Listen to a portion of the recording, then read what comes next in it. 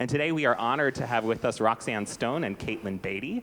Katelyn is editorial director for Brazos Press, and she's also the author of 2 books, both of which are in our bookstore, A Woman's Place and Celebrities for Jesus, How Personas, Platforms, and Profits Are Hurting the Church. Roxanne is managing editor of Religion News Service, and Religion News Service puts on the podcast Saved by the City that Katelyn and Roxanne are the 2 co-hosts of, and we are so glad to have you all here. I'm going to turn it over to you. Thank you. Thank you so much. It's an honor to be here. We're excited to be here. One of the great things about having a podcast is that whenever you go to bars or parties, you can tell people you have a podcast. But then they ask you what it's about, and you have to explain it, and that's less fun. And after, I don't know, we've been going for a little over 2 years. So after recording for 2 years, I still am kind of not totally sure what our podcast is about or what we're doing. But as we say, every week we're 2 single Christian women trying to make our way in New York City. And the podcast is usually about one of those 3 things: life as single women, life as Christians, life in New York City, and sort of the strange intersection of those 3 things. Both of us moved to New York City in our 30s. We won't reveal where in relation to our 30s we are now. But like so many transplants to New York, we really came here hoping to kind of change things up for ourselves, to have adventure, to have ourselves stretched in all ways. We have been stretched, certainly, and we found a lot of adventure. Both of us come from more country mice backgrounds. Roxy more literally grew up in rural Colorado. I'm from the suburbs of Ohio. And both of us grew up in pretty deeply steeped in evangelical culture. So that's something that we talk about a lot on the podcast as well. How are we kind of making sense of that faith culture that shaped us? And I think we both earlier on in our lives had ideas about what our life script would be. You know, that there's a kind of path. You get married relatively young, you have kids, you buy a home, you live in the suburbs, end scene. And for different reasons, that has not been our life paths. And so New York was something of a way to say, what if we get to write a different script for our lives? And what if moving to New York and experiencing life here is part of that new and different script? And maybe it's not what we thought where we thought we would be growing up, and maybe there is some misunderstanding about why we would move to New York, but kind of showing that we could have a fun and fulfilling life, even if it didn't look like the script that we had imagined 20 years ago. I came to New York from Orlando, where I had moved from Chicago, which is where I met Katelyn. And I came here right after a pretty difficult divorce. So that was my entree into New York. Mm-hmm. And I came here after having worked at a magazine in the Chicago suburbs where Roxy and I met, called Christianity Today. It prides itself on being the flagship magazine of evangelicalism. I have different thoughts and feelings about the magazine and that kind of movement that it was aiming to lead. But coming out of a place where community and the subculture felt pretty homogenous, and really wanted to break out of that. And for both of us, in addition to life changes, we were watching the country and evangelicalism really shift as Donald Trump took office, and the faith of our childhood really became increasingly politicized and felt very foreign. And that brought with it a lot of pain, a lot of questions. Mm-hmm. It really felt like a betrayal, which we also knew we were not alone in. In fact, one of our most popular episodes of the podcast is titled How We Survived the Great Evangelical Betrayal. And so we talk a lot about that on the podcast.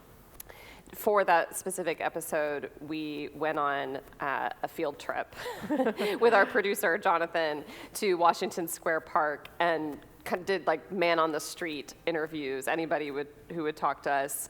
What's the first word that comes to your mind when you hear the word evangelical? And you can imagine we got some really interesting responses. I think there were maybe 2 positive responses. The rest were pretty critical. We're still scratching our heads about the one nice young lady who said that the word evangelical reminded her of fairies. We don't know. We don't know. Seems like a great young woman, but made no sense to us. So that's a big part of the podcast. We talk about our religion and our faith, and we really get into topics that we think Christians should be talking about right now, from racism to sex abuse to the politicization of our faith. We also have great guests. Do y'all know who Amy Grant is? Okay, she was on last summer. We had a lot of fun with her. That was very fun. That was a highlight. And we do have a lot of fun on the podcast also. We talk about single life, dating in the city, aging, Botox, personality tests. And we talk a lot about how New York has and continues to shape our faith. Yeah, and I think both of us would say that living here and the city itself has ultimately deepened our faith and stretched us in really healthy and positive ways. And I'm sure all of you can think about the ways that this city has shaped your own life and faith in positive ways as well. So that's Saved by the City. Not that the city saved our souls or anything, but in many ways we both would say it has saved our faith. So to give you a little flavor of the podcast and the craziness that we get up to there, we brought a little game with us. And I think my hair is like really messing with this mic. I think this, maybe it's not mine. I think this game is one that I like adapted from a bachelorette party game or something. But Don't worry, it's rated G. well, maybe. Okay, PG. Depends on where you go with the answers. Right. But yeah, so there are questions in this bowl. They're color-coded. 3 different types of questions. The light blue are easy breezy, which is like fun, lighthearted questions. The hot pink is let's go there. And these are more personal questions. You've got to get real. And the orange is so sanctimonious, which means it's going to be about religion or faith, something like that. So we'll take turns drawing without looking, and then you get to ask the other person the question, and they have to answer no matter what. And we'll also have time at the end. I realize we'll want to wrap by 10:45, but we hope that there is time to field a few questions from you all as well. Yes. All right. All right, who goes first? We didn't actually discuss this part. I'll go first. Oh, which means I'm going first. Oh, right. So you're going first. Okay. That one? That's the last one. What is a challenge? Okay, this is pink, so we're already just going personal. We're going there. What is a challenge of being single at our age that doesn't get talked about enough? And what is a joy? Okay. I feel like we could do a whole podcast about this. We probably have. I think during the pandemic, one of my good friends, she was single, and she was diagnosed with breast cancer during the pandemic, and she had moved to New York City a couple years before that, and I just kind of watched her go through what it scared me in a lot of ways, because I watched her go through something that she really needed family or friend. She needed like companionship for, and ultimately, I went and picked her up at the hospital a couple times, other people did, but eventually she just decided to move back and to live with her mom. And I thought, well, what if her mom wasn't still alive? Like in a few years, that's going to be the case for a lot of us. And like, what if we don't have kids and we don't have parents? And we're like, how do you build a community that can really support you through like financial struggles, through sicknesses, through, moving houses. Like, I think so much of what we see in New York City is if you have enough money, you can just pay people to do those things for you and pay people to be your support system in ways. But it comes a time like that, like, can you pay somebody to hold back your hair if you're throwing up from chemo? Like, who is in your life in those ways? And how does the church, how do Christians get to a point where we can build that kind of thick community for people that don't have the family support system around them, or they never had kids and they never had a spouse or a partner to do that. So I think that's something that I'm definitely thinking about. A joy of being single that I think is unexpected at this age. Also something I could talk a lot about, but I think, I went on a trip last fall, and I roomed with another single woman, and it made me think like how many trips I'd gone on and roomed, like been a roommate with so many different random people, and I was like, well, if I was married, it would always be the same person. So I think it's fun. You do really get to have these kind of friendships and experiences that I think you can, if you're married, you often can like get to a point where you center your life around one person, and maybe don't have those kinds of friendships. So that's fun. All right, my turn. Ooh, you got an easy breezy one. Okay. All right. No problem. Okay, weirdest New York first date. Oh gosh, I was trying to think about this on the train, and it made me go through a mental Rolodex that I really try to keep far back in the brain. I don't want to visit that Rolodex very often. And the only one that came to mind, this was several summers ago, and the gentleman was striving to be a comedian, a stand-up comedian, and I heard some of the bits and tried to laugh, while also it's tough when you're funnier than they are. I mean, I didn't say that, but I thought it. And it was the situation of like, when can I leave that doesn't seem too soon to be rude? So, I mean, weird, it could have been a lot worse, but not a first date I like to think about very much. All right. Oh, another easy breezy. Yes, Roxy gets an easy breezy one. Okay, you only get one amenity in your apartment. Oh. You have to choose between these three: in-unit laundry, dishwasher, or a doorman. Doorman, obviously not in your apartment, but that would be weird. In the building. Well, I don't have any of those things, so if you gave me any one of them, I would be a happy camper. It was kind of funny because I brought this up at dinner last night with people because I was thinking about this, and it immediately sparked a conversation, and everyone had very strong opinions. I was like, okay, this is such a New York conversation. Yes.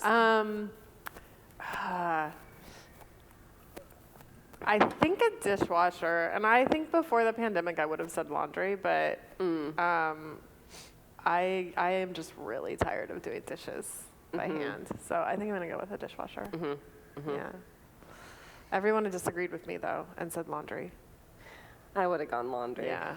Oh man. What about you all? Laundry? Laundry. Okay. Yeah. Wow.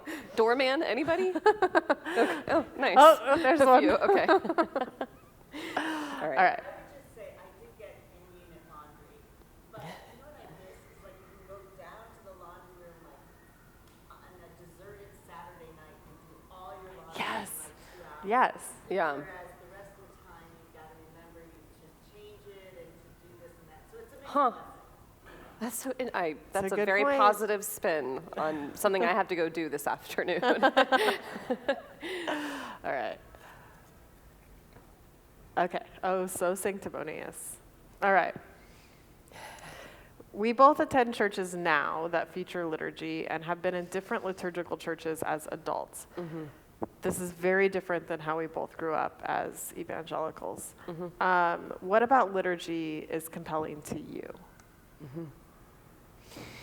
Yeah, I think in the low church, kind of seeker-sensitive church I grew up in, I remember feeling a lot of internalized pressure to have a very specific kind of emotional high, and I had to kind of bring the right emotions to the service, and like the mark of a good worship service was a very powerful emotional experience. And there are times when I have that while reading the liturgy as well, but I think there's something comforting and reassuring about the stability of those words that we pray and say together week in and week out. You don't have to kind of produce it yourself week in and week out. There's a richness there that you can sink into that feels sturdy. And the mark, it is efficacious whether or not you feel that it is. And I really appreciate the kind of freedom to dip into the richness that's there and kind of rest in it, that I don't have to produce an intense feeling for it to be rich. We talked a lot about that in an episode this year, which a lot of you might appreciate, which was with Bishop Curry, and we had a really good time talking with him about the liturgy and just how it's also shaped him. So that was fun. When did you first start to feel at odds with the evangelical tradition you grew up in? At first, I don't know if this is technically the first, but here's a very memorable moment for me.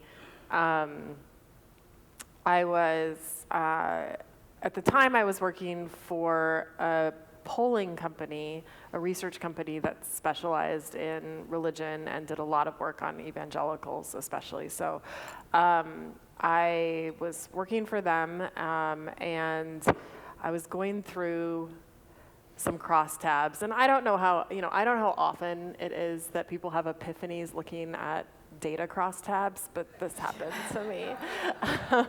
So I was looking at these crosstabs, and it was a whole bunch of different issues that we had pulled on, and this was maybe 2018, 2017. So I'd already sort of had the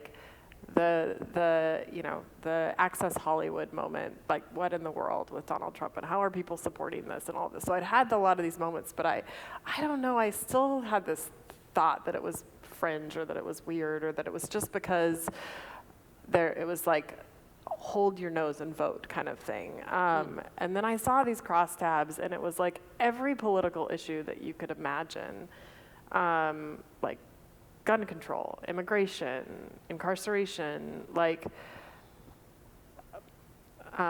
welfare, like everything. And I was just like, the evangelicals were where I felt like I believed they were on the wrong side of every issue in a really significant way. And these were just people that were being polled. It wasn't like they voted for a candidate that supported that. These were their questions, And so it wasn't like you could say, it wasn't like these people were saying, oh, I just voted on abortion. It was every one of these issues specifically. And it really broke my heart. And I remember I was in a WeWork on Gramercy, and I just remember having to go for a walk afterwards and just being like, what am I doing? I thought these were my people, and I thought they taught me something. Like I thought that I learned to believe a certain way about all of those issues from them. So what happened here? And that was my big moment. Yeah. All right. Ooh, our last so sanctimonious.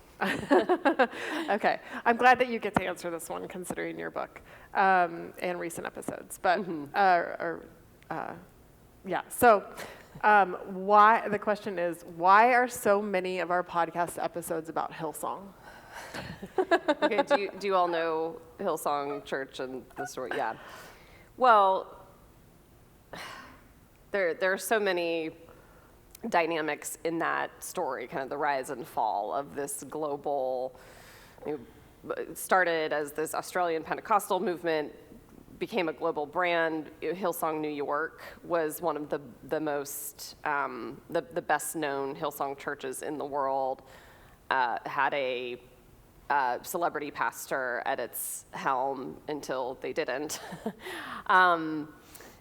So I think there are a few elements. I think we want stories, we like stories where there's kind of an exposure of power misused. I think that satisfies a desire for justice. I think we see so many elements of Hillsong culture in other churches, that some of the dynamics around money and sex and power and greed and image management and brand management, they're not isolated to this particular church. They're just a very clear distillation of something that is in the water of a lot of American churches. The celebrity factor itself, the fact that there were legit celebrities going to Hillsong, New York, and until everything fell apart, we're kind of fascinated by that, I think. Carl Lentz is a fascinating person. Yeah. But so we're actually recording yet another episode tomorrow about Hillsong, but I think we need a moratorium on Hillsong for a while. Yeah. Like, I can't think about it But anymore. Hillsong has to stop doing crazy things, and then maybe we would stop talking about it all the time. Right. I mean, I think that's another reason why there's just so much more keeps tumbling out. Like, the story isn't over. So with every new allegation and, revelation and headline, it's like, oh my gosh, what do we do with this? Yeah, it also somehow ended up being my beat at Religion News. I rarely ever write about anything, and one time I was like, oh, okay, I'll take this Carl Lentz story when he got fired, and then suddenly it was like, that was all that I ever could write about, so. Yeah, we both need a moratorium. Yeah, we do. Okay. All right. A favorite meal experience in New York? Oh, I forgot that one was in there. That's such a hard question. How does anybody answer that? Do you want to skip it? No, it's okay. I'll come up with something. Do you want to come back to it? No.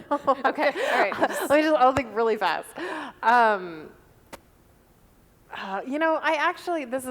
This is cheating a little bit. Okay. But I did think one of the things that I actually found really precious during the pandemic was eating at other people's houses and doing picnics. So do you remember the picnic? We had 2 picnics, I think, together during the pandemic. But we did one in the park, in Central Park.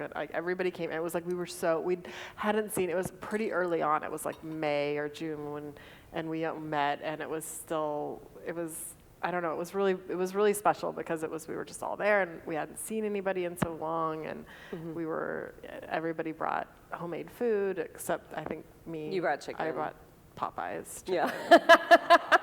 Everybody ate it, okay? No, I was grateful that someone thought to bring Popeyes. I couldn't do another dish. I was like, I cannot do any more dishwashing. Yeah, exactly.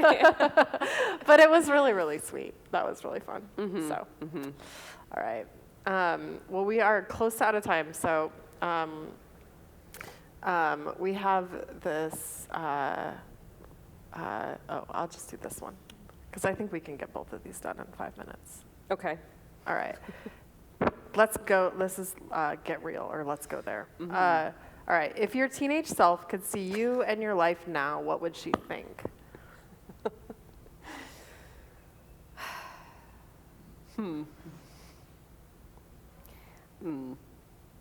I think she would be a little bit like, you're not singing praise and worship songs as much as you did. What's up with that? Is that a sign that you're on a slippery slope? I don't know that she would perhaps look askance at the liturgical tradition. Like, isn't this rote? Isn't this all just going through the motions? I think she would actually, though, be pretty amazed that her older self gets to live in New York and has her apartment and is doing the thing. I mean, that's that. I said to a friend, she reminded me several years ago, she was like, when you were 13 or 14, when we were young teenagers, you told me that you wanted to be an editor and live in New York. I was like, I don't remember that, but that's kind of amazing. So I think that would be very, very exciting. to my younger self. All right. We did cheat and save this question for last on purpose, but Okay, so we'll both answer this, right? yeah, Okay. let's both answer it. What do you think, or at least hope, is resonating with people about the Saved by the City podcast? So I think there are a lot of, particularly evangelicals our age, who have had really similar experiences and are really trying to sort of make sense of what it means to have grown up in a tradition that they are now questioning, or that they're now feeling even some shame around. I think, one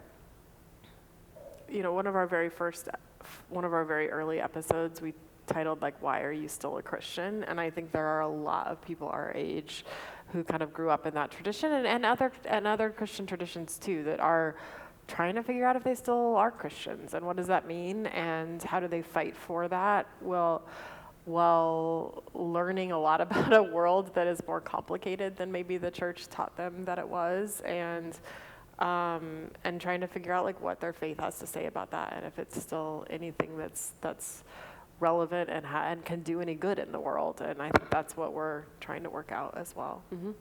Mm-hmm. Yeah, I think there must be something comforting to have, if you are disillusioned by the faith community you raised and you're like, how did this happen? This is so heartbreaking. Just having somebody else name it, to say like, we see the same things that you do, and we're also heartbroken by them, and we're also now grappling with this faith tradition we grew up in, and like, you're not alone in seeing these problems, and having someone kind of articulate the problems and try to make sense of them, and then try to construct a way forward, I think is encouraging and helps people feel less alone. All right, we're ready for you. All right. So now it's your turn to ask questions of Katelyn and Roxanne. If you're here in person, Diane Sarbu has question cards that she's going to bring around. You can write your question on that, and she'll bring them up to me. If you're joining us online, or if you're here in person, you can put your questions into the YouTube live chat, the comments on Facebook, or you can email me, pthompson@stbarts.org. That's PTHOMPSON at stbarts.org. Well, thank you both for the lively conversation already, and you kind of got to all my big questions already. That's what I was worried about. Thank you, Roxanne, for fighting valiantly with our microphone. I am sorry. No, it's not you. It's us. So I do wonder if since we're in a kind of mainline Protestant setting right now, and I'm guessing a lot of your audience typically are evangelicals, former evangelicals, or people kind of in between. You all both go to your parts of church communities that are kind of straddling the border between the mainline and evangelicalism now. What do you think the mainline church can learn from evangelicalism? What should we not learn? I'm thinking about my own experience. I was in Connecticut before I was here. Hillsong, Connecticut opened like just right down the street. Oh, wow. And I remember thinking like they just opened and they suddenly had a ton of people and I should learn from them. And now Hillsong, Connecticut doesn't exist anymore. Maybe I shouldn't have been learning from them. We can be, in mainline settings, we can be jealous of evangelicalism, even though we love to complain about it. Well, that's usually how it goes. Yeah, what lessons are there for us? It's a great question. Well, I'm thinking about something that Bishop Michael Curry said during our conversation earlier this season. He talked about evangelism, and he's big on evangelism, and he described it as kind of articulating how you have met God in your own experience, and then leaving space for someone else to articulate that, to have a conversation. But I will say, there are so many terrible ways to do evangelism, but I like that openness that the evangelical tradition has to having honest conversations. It can be done in a lot of bad ways, but I don't know if this is a stereotype, but a stereotype that exists about the main line is like, we don't do that. That's cringe. I'm like, maybe we should create spaces where it's easier for people to have honest conversations about their experience with God, and for it to be okay and not feel embarrassing. Yeah, I mean, I think this is a mixed bag, because I think we've also talked about how it can be really dangerous, but I think evangelicalism does a really good job of helping people apply faith to their whole life and all of these aspects of their life, and to really think about the ways that it impacts how you interact with someone on the street, or how you think about issues like immigration or adoption, or what it means to, like, as a kid, to like go to school and represent Jesus. And like, there are ways that was done that brought a lot of anxiety about, like, are you being Jesus's good representative all the time? But I also think it really helped me like form a moral compass around the world that was informed by what I think was the good of Christianity. And I think that's something that evangelicalism really strives to do, to help people really live in that kind of a way that they're thinking about their faith often. One of our online viewers asks if you still consider yourselves evangelical. Oh, darn. Well, tell them to hang on for the next 25 minutes, because that's how long it's going to take to try to answer this question. I know, it's really hard. I don't use the word very much, I think, because of some of the obvious baggage that it carries. It's almost like, yeah, I'm an evangelical, but not that kind of evangelical. And at some point you have to ask whether a word is too overloaded with baggage to be useful. You know, if it signifies something so at odds with the good signifiers that I attached to it earlier in life, is it a hindrance rather than a help? So I'm happy to identify as a Christian. You know, I think Christian, the label Christian has a lot of utility. Hopefully there's a chance to kind of articulate what that means. I will say, though, I still have, when people make broad generalizations, like, oh, evangelicals are the worst, there's something that's still in me that's like, well, those are my parents. Mm-hmm. You know, those are the people I grew up in church with. Those are people who I believe were trying to do their best to love me and others and serve the Lord. And even that language, serve the Lord, that was so evangelical of me. So it's obviously very complicated. I tend not to use the word, but there is still part of me that feels defensive when people make broad generalizations against evangelicals. Yeah, I mean, we can talk bad about them, but you can't. I don't use the word pretty much ever anymore, and I don't think that I feel like I've separated myself from it, but then I also realize that, like, it's shaped and formed me so much in just how I view Jesus and how I view the church and how I view what faith means in my life, that I can't really get away from that. And the church I go to would still, you know, it's a non-denom that sort of does some Episcopal stuff and meets on an Episcopal seminary, and then sort of does some evangelical stuff, and so I like that, but I also don't like that. You know, like, I feel very stuck in some ways between those things, and I don't fully know where to identify anymore, but I definitely would not walk around being like, I'm an evangelical. Mm-hmm. So. You're both journalists and practitioners. What is that dividing line like? It's tricky. I think I'm an editor, so I don't do a lot of reporting anymore. But people ask our reporters this at Religion News Service all the time, because most of them are practitioners of some faith, not all of them, but a lot of them. And you know, I think it can really break your heart to report on your own tradition. You can have moments where you're reporting something really great, but that's so rarely the news, you know? So, and you have to kind of go out of your way to find that and make a story out of it. But, you know, actually this year, the last year and a half, like we've at RNS been doing a lot of sort of trauma training for journalists, and a big part of the question that we've been sort of noodling on as a company and as reporters is like, what trauma does it bring to report bad news, heartbreaking news about your tradition and about your church and about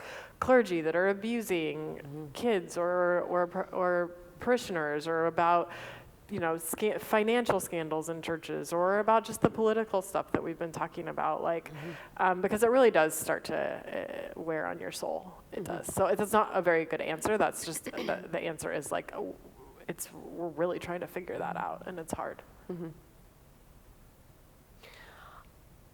I get asked, maybe more from people in the evangelical world, like, aren't you just, you know, I'm not reporting on things, but I'm often kind of commenting on or trying to analyze different trends in the evangelical church. And there can be a sense of like, aren't you just airing the church's dirty laundry? Yeah. This is gossip. Go to the person directly if you have a problem with them. Like, I can't go to Carl Lentz personally and address these issues. There can be a real, you know, skepticism toward news regarding churches and Christians. And I always think it's encouraging, or it's good for things that have been hidden to be exposed, because we can't get healthier and better as Christians, as institutions, unless the truth is revealed. And so I certainly have felt times of kind of despair or frustration, but ultimately feel that it is good that we are talking about problems in the church, because we can't address the problems unless they're exposed and, you know, out in the open. Have you ever had to break up with any of your friends over politics? Oh, man.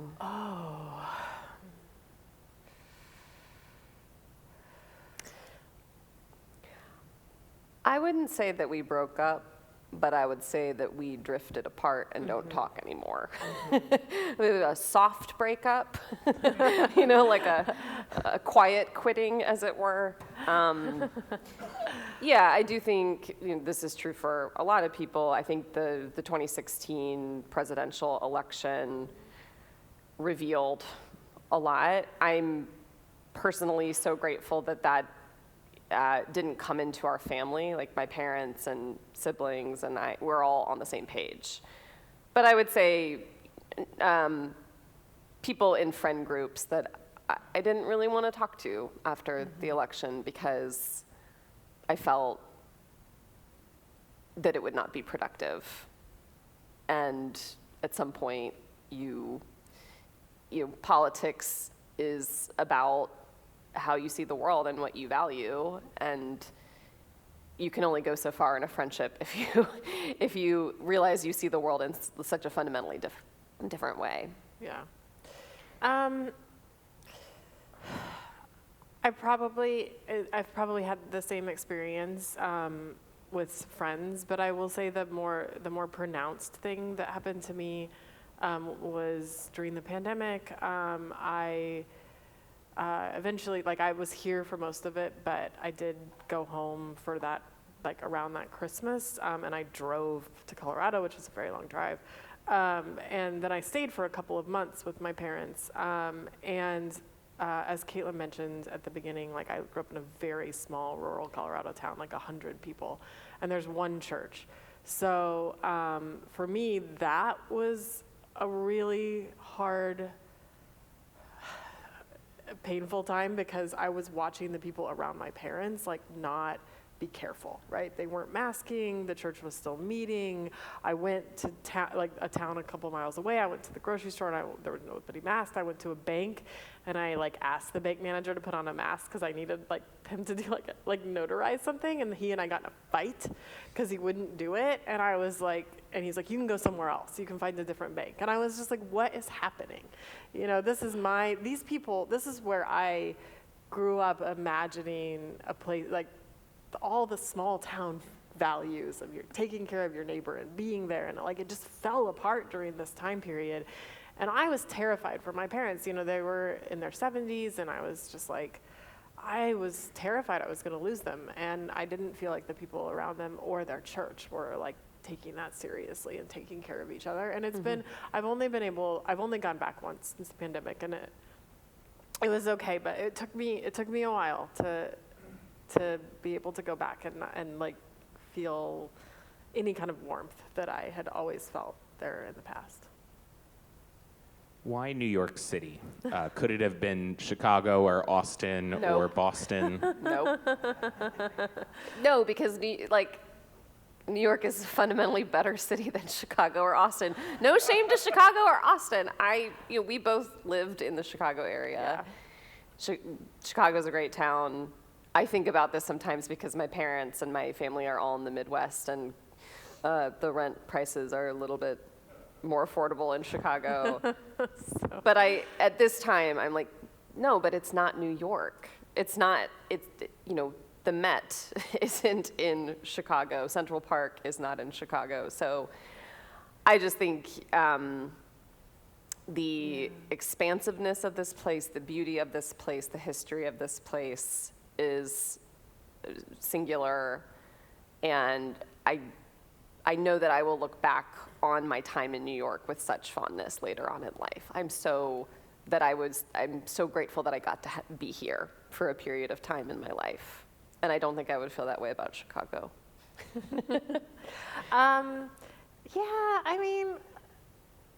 It's just different. I thought about LA. I feel like everyone I know moved to Nashville. I know. And I lived here for 3 years, and then I left for a couple years, and then I came back because I really missed it. And I felt like my faith was livelier here. I felt like I was just interacting. There's nowhere else, at least in America, do you just walk as much. Do you sit on public transportation and you're with people of all different walks of life and different parts of the world and just completely different backgrounds than you, and I feel like it's so easy to live in a bubble everywhere else, and I just don't want to be in a bubble anymore. And if I ever get in a bubble, I want it to be burst. And New York will do that to you every time. So. Final question. What has been your most listened to episode of the podcast, and why do you think that is? Okay, this is actually a really interesting question because you would think it would be Amy Grant. It's not. Maybe you'd think it would be Beth Moore, and it's not. Or maybe you think it would be a Hillsong episode, and it's not. But it's an episode called, what did we call it? It's kind of a weird title. So it wasn't even, I don't even know which episode Deconstructed, Deconverted, but not Defriended or something. It's not a good title, kind of a clunky title. But it was with Audrey Assad, who's a musician.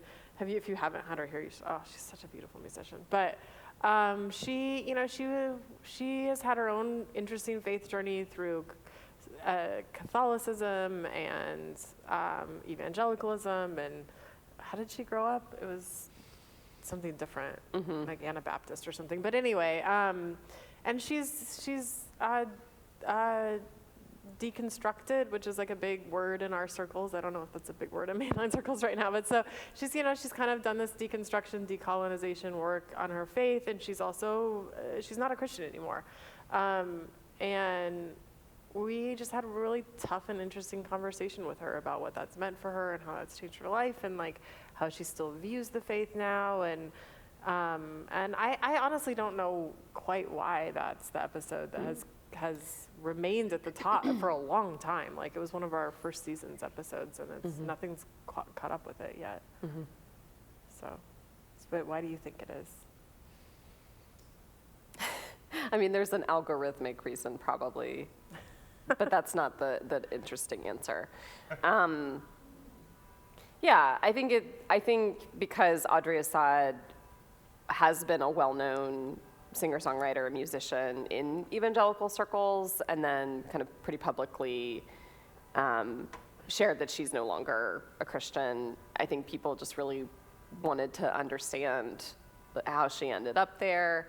I love that it seemed like she had really come to a place of healing, that there was a lot that she needed to shed, and she was able to talk about her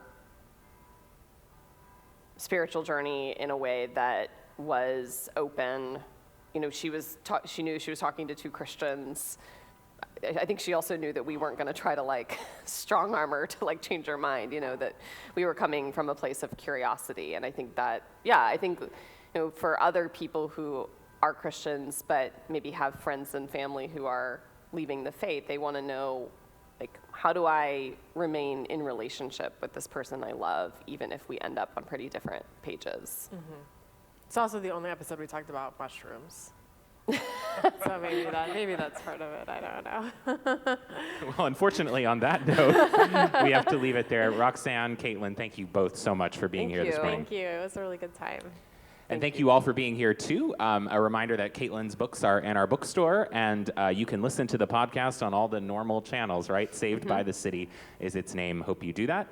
Hope you'll stick around and join us for worship at 11 a.m., whether you're here in person or online. And come back for the forum next week. It will be Children and Youth Sunday here at St. Bart's, and we'll be welcoming Robbie Penoyer, who's the head of Grace Church Day School downtown, to talk about faith in the lives of young people. See you then. Nice. Thank you. Thank you.